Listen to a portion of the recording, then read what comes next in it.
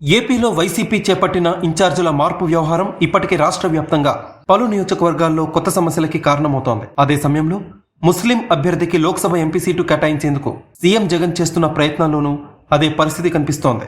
ఇప్పటికే పార్టీలో ఎంపీ సీటుకి పోటీ చేయించే స్థాయిలో అంగబలం అర్ధబలం కలిగిన ముస్లింలు లేకపోవడంతో వైసీపీకి అండగా ఉంటున్న టాలీవుడ్ నటుడు అలీకి అవకాశం ఇవ్వాలని భావిస్తున్నారు.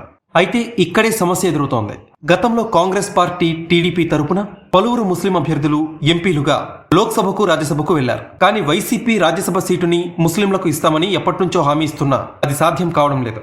ఈ నేపథ్యంలో ఈసారి లోక్సభ ఎన్నికల్లో ముస్లిం అభ్యర్థిని లోక్సభకు నిలబెట్టేందుకు ప్రయత్నాలు మొదలుపెట్టింది. ఇందుకోసం నంద్యాల, కర్నూలు లోక్సభ సీట్లని పరిశీలించింది.